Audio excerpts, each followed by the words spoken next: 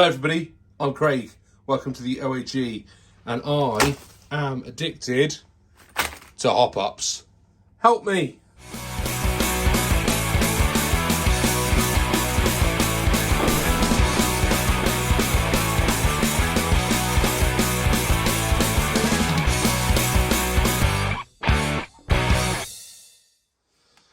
Now, everybody at home, friends, how you all doing? I've come to you with I'm looking for a bit of advice, really. I've been collecting a number of hop-ups for my RCs as I've been going along. And when I started doing this, the idea is that if something did really well in the Orchard Raceway, such as the lovely TT02B, then we wouldn't hop it up and we would leave it as it is and we'd just run it again. And if something didn't do particularly well in the Orchard Raceway, then we would give it a bit of love, hop it up a little bit, put it back out on the track, see what happens.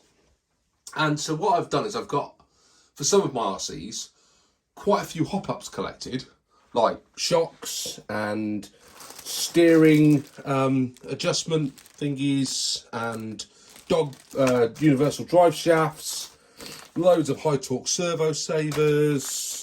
What else we've got here? We've got a turnbuckle set for adjustable turnbuckles. We've got a ball diff in there, slipper clutches, rear suspension mount adjustments, stabilisers for the TD2. TT02B's got some damper stays, and we've got a spur gear that I bought for something I can't even remember what it was for. You know, we've got all sorts of, I need that, it's important, that one. All sorts of hop-ups, but I haven't put any of them on the cars. And what I'm starting to wonder is I'm probably not going to do enough series of the Orchard Raceway in its current format to warrant hopping the cars up as we go along. So the question that I need answering, or I need help answering, is do I just start hopping up the cars that I like and the cars that I want to hop up and just be done with it? And it's like, well, it's what it is, I'm hopping it up. Or do I stick with the rules that I originally set out and only hop them up if they are uncompetitive? I'm wondering whether motors try and stick to Silver Cans, Torque Tunes, Sport Tunes out in the Orchard Raceway, because it kind of sticks things on a level playing field. The minute I start sticking Sport Tunes in things, they're going to fly ahead of everything else, or at least they should do. But the hop-ups, I'm not sure they're going to make that much difference. They might change the handling of the car, but they're not going to change the way it really drives around the track. And I suppose my example to that, well, it's not an example really. That is a stock, apart from the wheels, that's a stock DTO2. And it is no less fun than one that's got CVA shocks and other stuff in, like Mini OAG's holiday buggy. Here's Derek. Look, Derek's got CVAs. It's got some. It's got a hopped up motor in it. It's got a different. What is it? Servo saver. You know, does it really? It will make a bit of difference, but it's not going to make that much difference to the performance. So I'm starting to think I'm going to start hopping the cars up. I'm not going to do them all at once because I've got way too many hop-ups. But I'm just going to get going on it, really. Unless everyone thinks, don't do that, leave it as you've done it, Craig, because otherwise it's going to get a bit crazy. I suppose things like this. So you guys know that I've been working on this DFO3, and this one, it's not really hopped up, but it's got the alloy stuff on it now, and you know, it's not a stock kit. So should I run it in the Orchard Raceway because it's not stock? No, because I want to see how it goes around the track. So I'm kind of already breaking the rules. So why not just go out and break them all the way along? Another good example of one that's now hopped up that I didn't intend to is this beauty here. So if you remember, I had all sorts of troubles with the gearbox and the drivetrain on the Cougar, so I stuck in the Pro transmission. Well, that theoretically is now hopped up. Okay, I haven't put the carbon fibre stays on it, the damper stays, but we can do that at some point.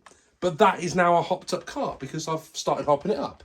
So again, it's kind of broken the rules of the Orchard Raceway. I think I'm almost answering my own question, but I'm interested to know what you guys, my lovely friends and viewers, think of hopping up the cars as and when I want to, when it feels good. What it certainly does do is it gives me more stuff to do during the winter. So, you know, not that I'm desperately looking for things to do during the winter, but I'm not going to have time to hop cars up between now and running the Orchard Raceway. But certainly during those colder months, I can come down here, I can get the wrenches out, get the screwdrivers out, take a diff out, put some different CVAs on, you know, stick these lovely, beautiful dampers onto the DFO3 or the TTO2B. Not sure yet, I'm not sure. The reason I'm not sure is, where is it?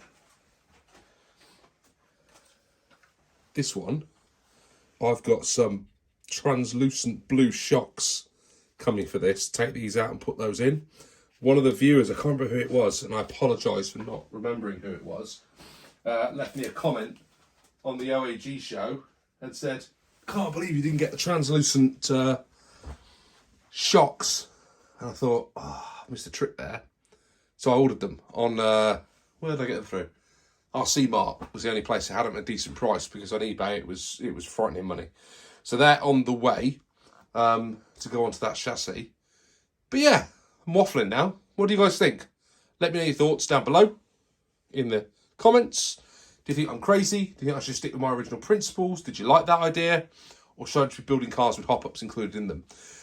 I need to know, because this winter I'm going to be building, in fact I'll show you what we're going to be building this winter, because it's sat here waiting. We're going to be building this Kyosho Ultima, and I've already managed to collect some hop-ups for that. I mean, they weren't easy to get hold of, but certainly the universals were almost impossible to get hold of. But I did manage to find a few real Kyosho genuine hop-up parts, like that lovely CNC motor plate. We managed to find the stabilizers that look amazing. Got the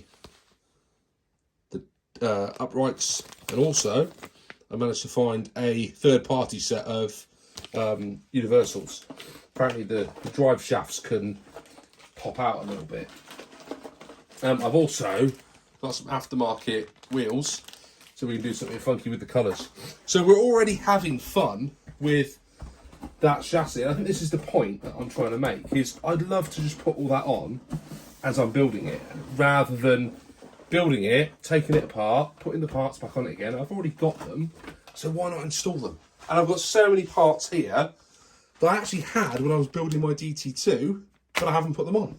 And now, that one there, that was hard to get at the time, that really should have gone on that ball diff, because it helps keep the ball diff nice and tight and together.